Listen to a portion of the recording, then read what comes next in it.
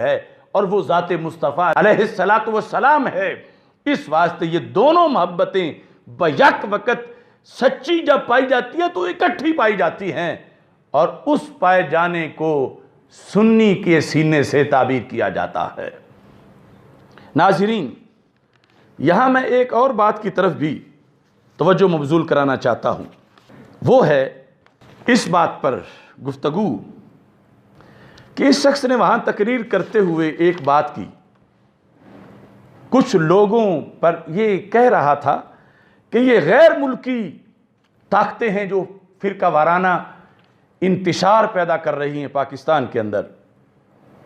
تو ظاہر ہے کہ آپ کو پتہ ہوگا کہ وہ غیر ملکی طاقتیں کون ہیں اور یہاں ان کے ایجنٹ کون ہیں۔ پھر اس نے بڑی ایک پراسرار بات کی اور کتنے لوگوں کو شکوک و شبہات میں اس نے ڈالا۔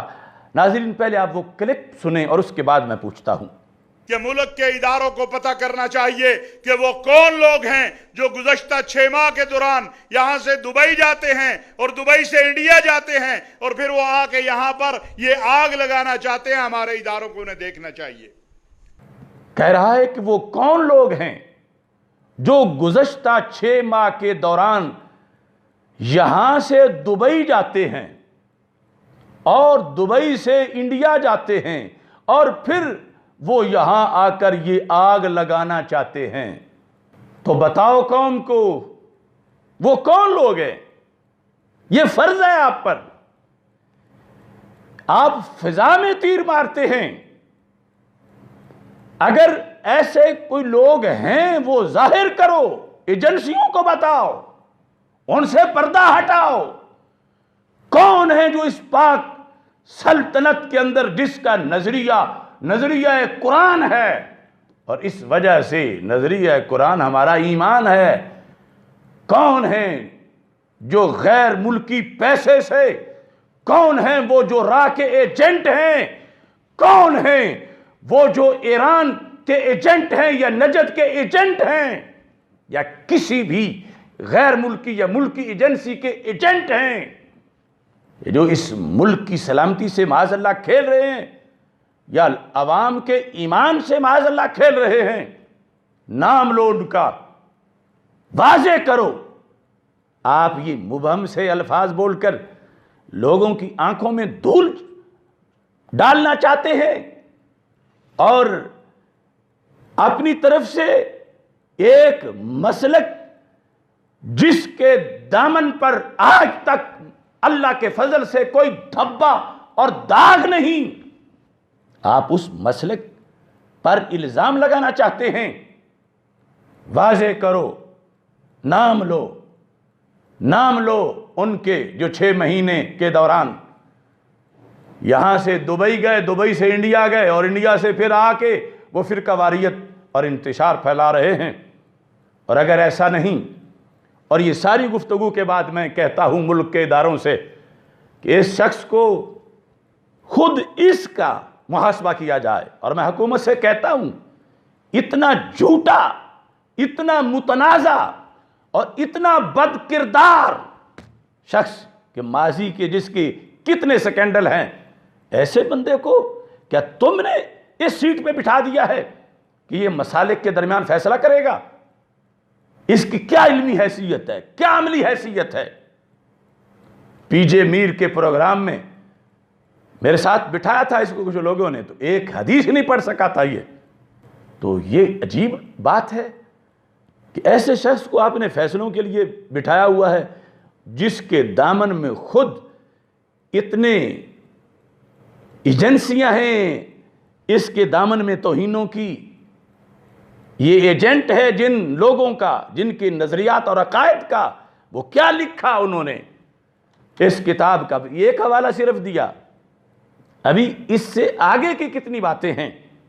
تو اس بنیاد پر میں آپ تمام حضرات کو، ملک کے اداروں کو کہتا ہوں، خدا را اگر کسی مسلک کا کوئی بنانا ہے، میں اپنا کوئی امیدوار نہیں دینا چاہتا، اہل سنت و جماعت میں سے کوئی پڑا ہوا صحیح بندہ یا دیگر مسالک میں کوئی کم از کم جس کا کوئی کیریئر تو ہو، کوئی ماضی تو ہو، اب یہ بیٹھا ہے کہ میں ملک سے توہین ختم کروں گا، اور اپنی زبان سے اس تقریر میں بھی کفر بک رہا ہے۔ خود اس کے مسلک کے لوگوں کے فتوے آئیں گے، اگر نہ آئے تو مجھ سے پوچھ لینا۔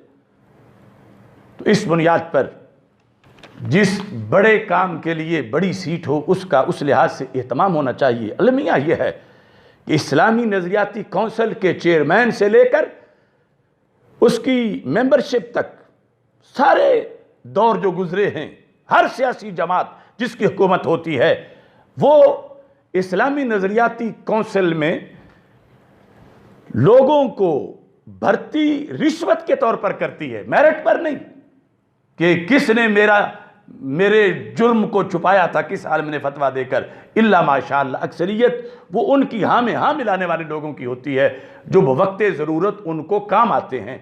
تو یہ اس ادارے کی بھی تطہیر ہونی چاہیے، اس میں ماہرین ہونے چاہیے، اور اس کے لحاظ سے کوئی میرٹ ہونا چاہیے۔ کس بیس پہ رکن بنایا جا رہا ہے، کس بیس پہ کسی کو چیئرمین بنایا جا رہا ہے؟ تو یہ اگر ادارہ فعال ہوگا تو مسائل ہی پیدا نہیں ہوں گے۔ اصل میں وہاں جو خرابی اور کمزوری ہے اس کی وجہ سے مسائل بنتے ہیں۔ اور ساتھ ہی میں اس کا جو اعلامیہ ہے جو ایک صاحبزادہ صاحب نے وہاں پر پیش کیا، ویسے تو بہت سی باتیں ہیں لیکن ایک اس اعلامیہ کا جو پہلا حصہ ہے، بلکہ جو سب سے پہلی شق ہے، وہ میں پڑھ کے سناتا ہوں، بلکہ پہلے ان سے ہی آپ کو سنوا دیتا ہوں۔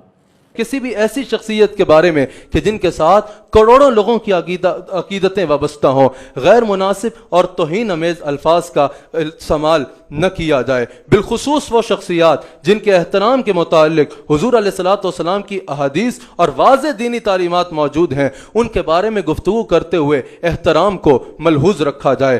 تو یہ آپ نے سنا، اس میں یہ جو کہا گیا ہے کہ کسی بھی ایسی شخصیت کے بارے میں کمزور بات نہ کی جائے جس کے ساتھ، یعنی یہ اس شخصیت کی صفت ہے کہ جس شخصیت کے ساتھ کروڑوں لوگوں کی عقیدتیں وابستہ ہوں۔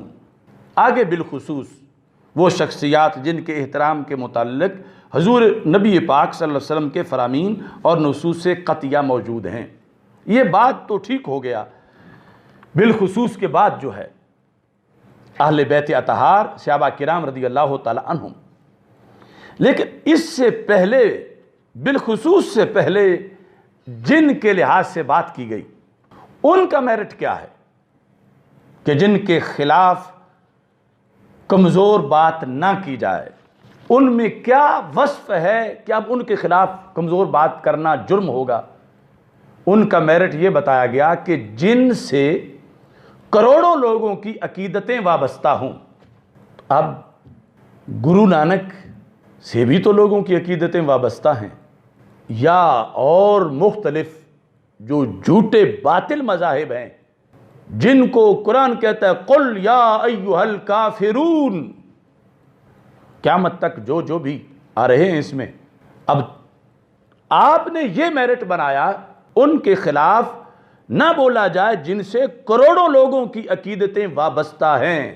تو اگر خدا نخواستہ قادیانی یہ کہیں کہ مرزا قادیانی سے تو ہم دعوے دار ہیں کہ اتنے ہزاروں لاکھوں لوگوں کی عقیدتیں وابستہ ہیں، تو آپ مرزا قادیانی کا رد چھوڑ دیں گے؟ یا اور مختلف باطل مذاہب کے بانی جن سے وہ دعوے دار ہوں کہ لاکھوں کروڑوں لوگوں کی عقیدتیں ان سے وابستہ ہیں، تو قرآن جو ان کا رد کر رہا ہے، حدیث جو ان کا رد کر رہی ہے، تو کیا آپ قرآن کا کہنا نہیں مانیں گے کہ چونکہ اس شخص کا رد کیا جا رہا ہے جس سے کروڑوں لوگوں کی عقیدتیں وابستہ ہیں، جس کو کروڑوں لوگوں نے اپنا معبود بنایا ہوا ہے، جس کو کروڑوں لوگوں نے اپنا جھوٹا معبود بنایا ہوا ہے، تو یہ تو قرآن کا انکار ہوگا۔ کیوں ایسا جملہ استعمال کیا گیا؟ یہ معیار نہیں ہے کہ جس سے کروڑوں لوگوں کی یا ہزاروں یا سینکڑوں لوگوں کی یا لاکھوں لوگوں کی عقیدتیں وابستہ ہوں تو وہ برحق ہے، وہ سچا ہے، اور اس کے خلاف ہلکی بات ناجائز ہے؟ یہ بات نہیں. بات یہ ہے کہ اگرچہ بندے سے ایک شخص کی عقیدت وابستہ ہے یا دو کی وابستہ بطور فرض، لیکن وہ بندہ حق پر ہے تو اب اس کے خلاف بولنا جائز نہیں. یہ کون سی تم جمہوریت فقہ کے اندر بھی اور شریعت میں بھی لے آئے ہو؟ اب اس کائنات کے اندر کتنے ائمۃ الکفر، کفر کے سرغنے ہوئے ہیں جن کی بڑی بڑی مقبولیت ہوئی ہے، جن سے ہزاروں لاکھوں ہو سکتا ہے کروڑوں لوگ عقیدت رکھتے ہوں، اور قرآن کہتا ہے انہیں کہو یہ جھوٹے ہیں، یہ باطل ہیں، یہ دین برحق کے باغی ہیں. تو اب آپ کا جو اعلامیہ ہے وہ تو یہ کہے گا کہ یہ کہنا بھی ناجائز ہے. اس بنیاد پر کچھ سوچ سمجھ کے بولنا چاہیے. اتنا بڑا اکٹھ جس کا خلاصہ یہ ہے من ترا حاجی بگویم تو مرا حاجی بگو، سوائے اس کے کیا ہے؟ کیا یہ اتحادی امت ہے؟ ابھی تو اعلامیہ کا صرف پہلا جملہ پڑھا ہے، سارا پڑھیں گے تو کیا ہوگا؟ اس بنیاد پر خدا را دین کو دین سمجھیں. پیری مریدی اور چیز ہے. اللہ علم دے پیروں کو تو پھر علم کی روشنی میں، علم کے لحاظ سے بولنا چاہیے. وآخر دعوایا ان الحمد للہ رب العالمین.